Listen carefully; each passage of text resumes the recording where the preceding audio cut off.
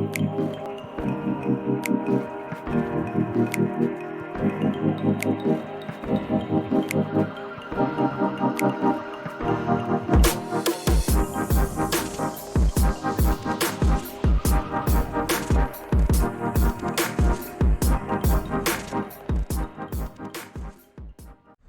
back to the channel, everyone, and thank you so much for joining. I'm Joel Freeman. You're watching Wholehearted. If you haven't already, like and subscribe. I just got done playing the Idlewild Open near Burlington, Kentucky, and boy, oh boy, was this an awesome weekend for me. This was an event that I had been looking forward to all season. I love the course. I feel like it fits my game really well. I've only played it once before and I did well, and so I was pumped to be at Idlewild again. I had an awesome week. Preparation was going well. I stayed with some awesome people, and tournament time came around. Round one, I started super duper slow. I was one of the earlier tee times, which was actually kind of nice because there was some weather in the forecast and I didn't really have to think about it too much or stress about it. So teed off at 8 a.m. My front nine was just not good. It was just a whole bunch of pars. I think I just parred almost every single hole, and then bogeyed the ninth hole, which is really annoying because it's like 200 feet. Despite the front nine being really slow for me, I think I did a great job of being patient. I knew that if I just hung in there, that good things would start to happen, and boy did they. My back nine was fantastic. I don't remember if I shot 6 or 7 down or something like that. Whatever it was great. So ended up 7 under after the first round, which put me on, I don't know, 4th card or something. Round 2 was pretty much the complete opposite. I started really well, and then the back nine, just a couple kicks, a couple mistakes, and before I knew it, my round was done and I had shot a 6 under the second round, still putting me in the top 10. So really not bad. I still felt okay about the pace, but again, it was just kind of slow. All in all, felt okay, and felt good about, coming into the final round. I don't know, 6 strokes back of the lead or something, but with a great chance to climb into the top 5. Again, I know this course suits my game well, and so I'm feeling good about finishing top 5. Now, final round. I started off fantastic. I started off super hot, birdied the first 3, put the 4th drive 22 feet away maybe. If you guys know that hole, it's an elevated basket and there's water right behind. The last thing I wanted to do was miss that putt too high, put it into the band, whatever maybe would have happened to cause it to go OB into the water and bring that hot start to a screeching halt. The result of those concerns was me missing that putt low into the cage. So not the worst, not ideal, whatever. Moved on, shot 7 under through the front 9. So again, fantastic pace. And then heading into the back 9, I did slow down a little bit, but still squeaked in a couple more birdies. Fast forward to hole 15, through a nice drive and a nice upshot, got the putt just over the rim. I was pretty nervous. I knew I was playing hot. I wasn't watching scores too closely, but I knew I had a chance. Coming into hole 16, I threw a fantastic second shot. As we climbed down that hill, I knew I was gonna have a chance for a 3. I didn't know how close or how good the chance was gonna be. I walk up there and there is a tree right in between me and the basket. So unfortunately, I have this super tough putt. I have to kind of awkwardly straddle around these trees, and then I have to put an anhyzer on my putter, put it up and around the tree and curve it into the basket. I pull out my super understable P1X that I have in the bag, and I let that thing go, and man, it just hit dead center. If you guys haven't seen that putt, it was so awesome, and I am so stoked that my awesome wife Alyssa was able to capture that moment on my phone.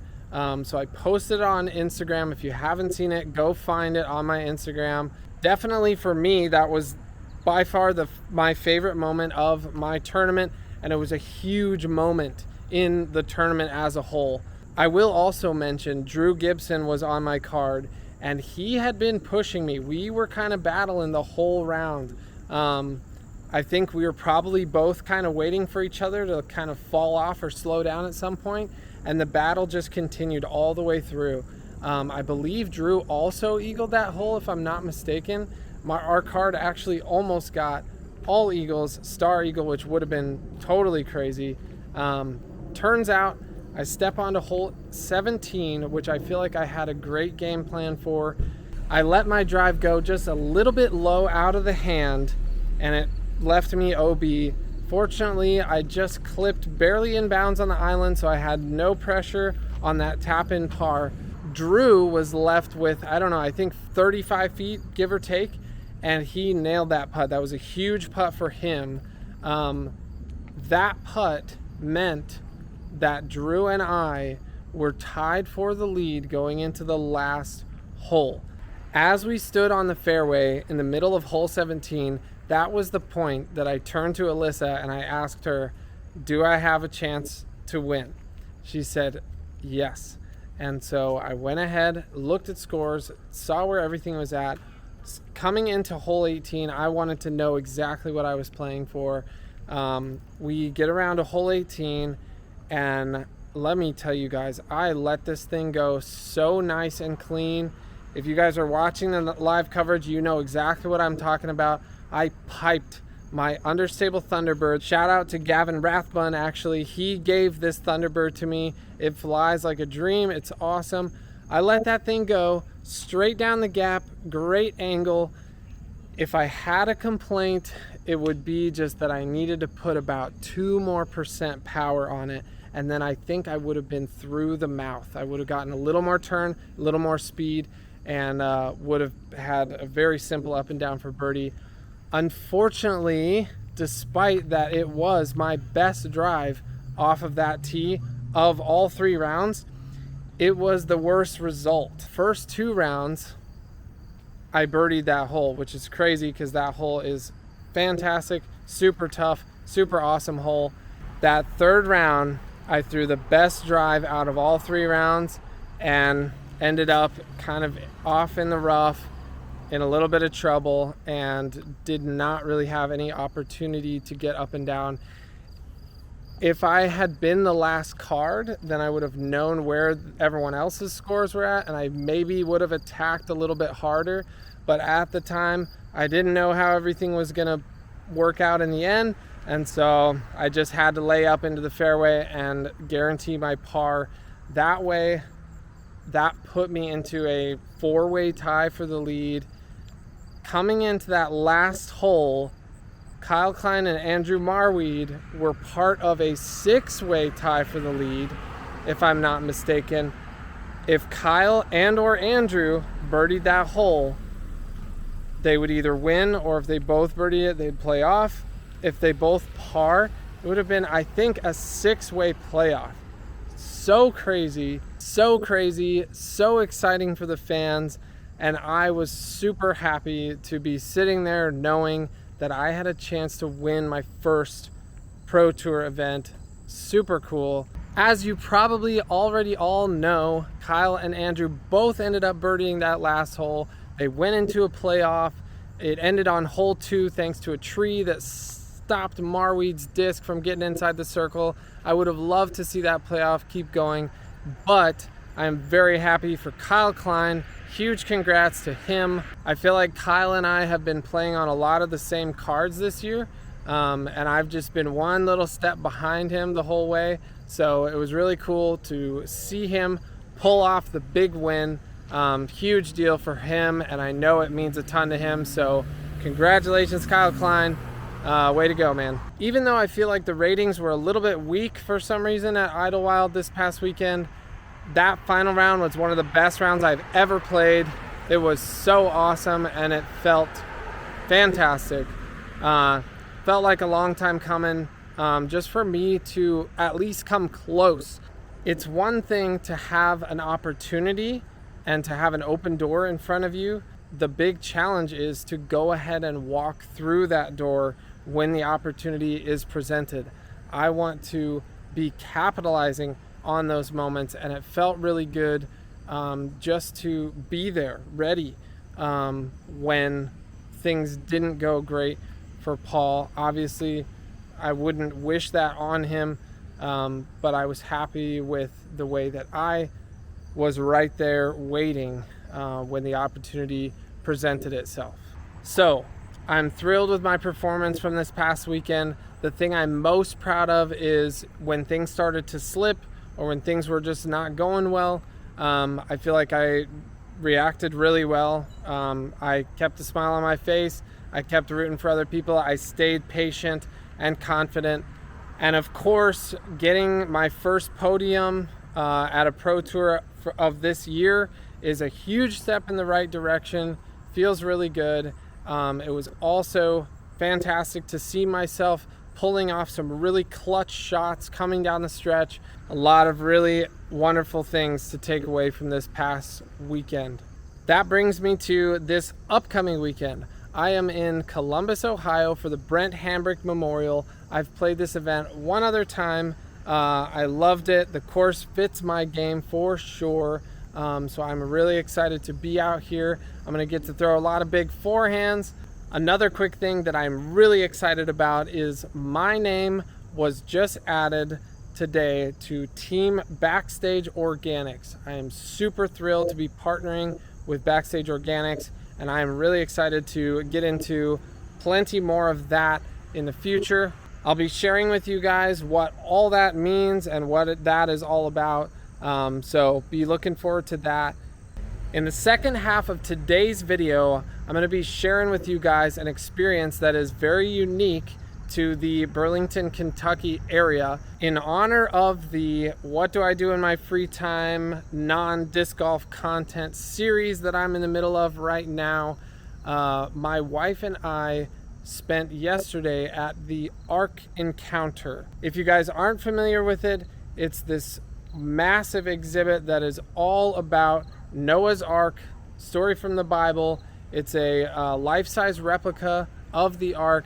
It goes into every single little detail, all about the history behind it, the science behind it, everything that you might ever want to know with anything that has to do with the Ark. I realize that many of you may hesitate to watch the second half of this video just because you might believe the Bible's not true, you might believe the Bible has flaws or whatnot. Check it out anyway. See if you learn anything, or see if you hear anything that you haven't heard before, and just see what you think. I'm not asking anyone to change who they are or what they believe. Just check it out and see if you learn anything. This was a super cool experience, and I am pumped to be able to share with you guys a little bit of what I was able to capture from it. I hope you guys enjoy a little taste of the Ark Encounter. Thank you, as always, very much for joining. I'm Joel Freeman, you're watching Wholehearted, and we will see you next time. Okay, we just arrived at the Ark Encounter. There's been a little bit of recent rainfall, so hopefully it stays somewhat dry. Yes, the Prius is in travel mode. We are all packed up. The wife is here. Say hello. Hello. Let's check out the Ark. This one's so cute. Oh, Look this at one him. is cute. He's so cute. That one looks scary. This goofy beak. Yeah, what's up, dude? Do you guys speak disc golf? I guess not. This is pretty strange. They had us park like half a mile from the actual thing, so now we're shuttling our way along. It's kind of fitting that it's raining. True. True. Wow! Look at that thing! It's so big! It's for real. It's 510 feet. A nice full destroyer shot. Let's see what the inside looks like. It's pretty large. Take my word for it, it's pretty large.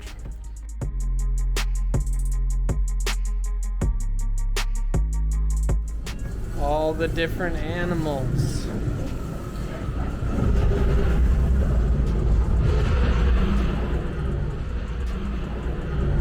All the little animals. Gosh, so many cages.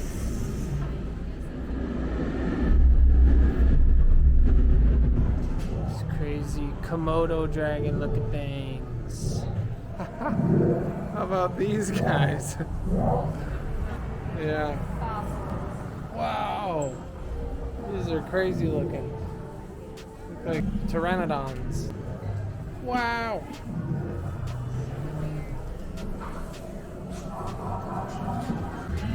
Oh, there really is an animal in this ark. Poor guy. He looks so sad.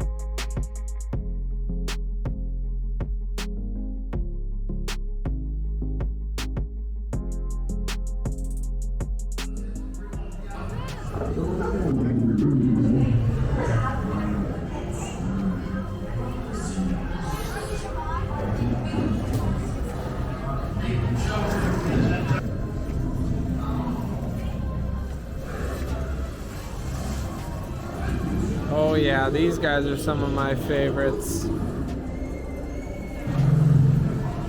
Man on the job.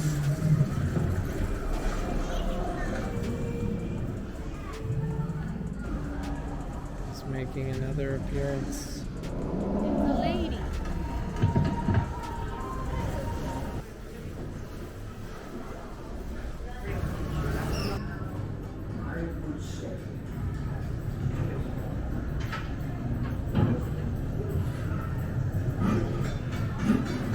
Sorry.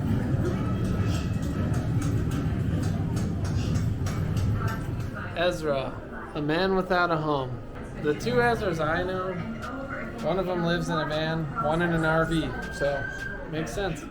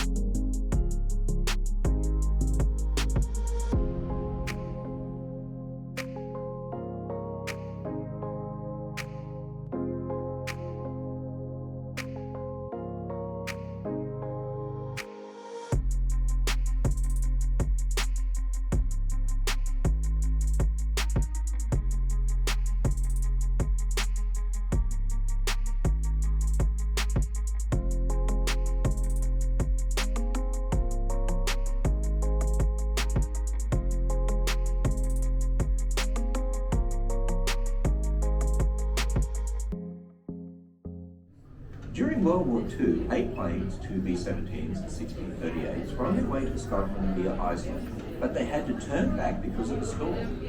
Now, they were running low on fuel, so the pilots had to make emergency landings on the ice in a remote area of Greenland. All of the pilots survived and were rescued 6 days later. The planes were eventually discovered in the 1980s under 250 feet of snow and ice. And amazingly enough, an expedition figured out how to bore a giant hole in the ice and bring up one of the P-38s piece by piece. That plane, now known as Glacier, those planes were found under more than 250 feet of ice, less than 50 years after they landed. Yet Bill Nye and others want us to believe that every little ring they see in ice cores represents an annual layer. But these layers are formed every time the snow and ice thaw a bit and then refreeze, and they're often associated with different snowstorms, which of course can form many times in one year in Greenland. The amazing story of the Lost Squadron shows us that these are not annual rings. Once again, we see that observable, testable, and repeatable science contradicts the secular belief in millions of years.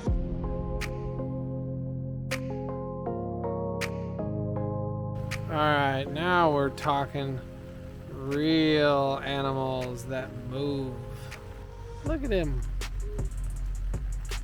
Chillin'. Someone's having a good hair day. Nice fro, dude. There goes Kona's favorite putter, the alpaca. Ah! I ain't getting my body wet, just my head. Just my head.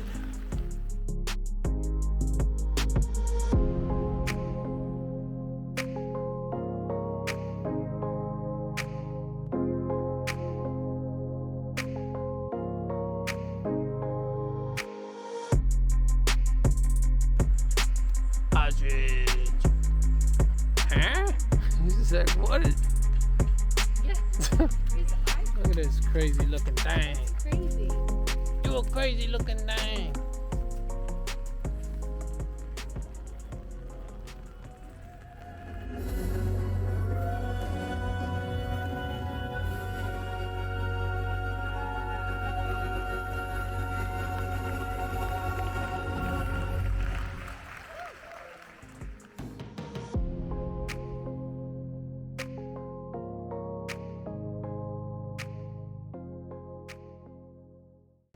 I don't know if that part was on the original.